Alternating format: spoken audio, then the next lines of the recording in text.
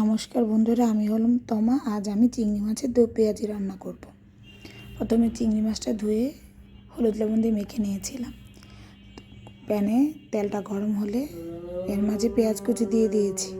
পেঁয়াজ কুচিটা একটু ভাজা ভাজা করতে হবে। যখন ব্রাউন কালার আসবে এর মাঝে দিয়ে দিব আদা বাটা।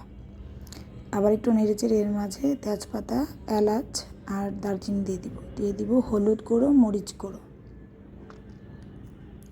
ধনে গুঁড়ো, সামান্য পরিমাণে জল দিয়ে একটু নেড়েচেড়ে নিব। এর মাঝে দিব টমেটো পেস্ট আর দিব এর মাঝে জিরে গুঁড়ো আর পরিমাণ মতো লবণ দিয়ে কষিয়ে নিতে হবে মশলাটা। এর মাঝে দিয়ে দিব চিংড়ি মাছগুলো একটু ভেজে নেব, এপিট ওপিট করব।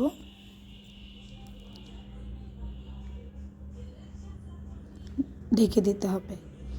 কিছুক্ষণ পর ঢাকনাটা খুলে মাছগুলোকে উল্টে পাল্টে দিব।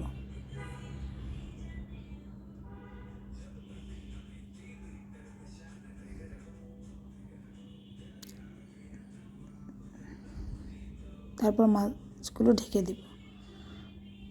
কিছুক্ষণ পর ঢাকনা খুলে মশলাটা ভালো করে কষিয়ে নিতে হবে।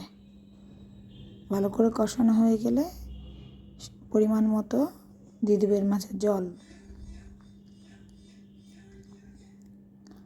জল দিয়ে একটু নেড়ে চেড়ে 3 ফালি কাঁচামরিচ দিয়ে যখন মশলাটা প্রায় ভাজা ভাজা হয়ে আসবে তো নামিয়ে ফেলবো। তো কমপ্লিট আমার চিংড়ি মাছের দো পেঁয়াজি। তো বন্ধুরা, আমার এই রেসিপিটা আপনাদের কাছে কেমন লেগেছে লাইক, কমেন্টস আর শেয়ার করতে ভুলবেন না। ধন্যবাদ সবাইকে ভিডিওটি শেষ পর্যন্ত দেখার জন্য।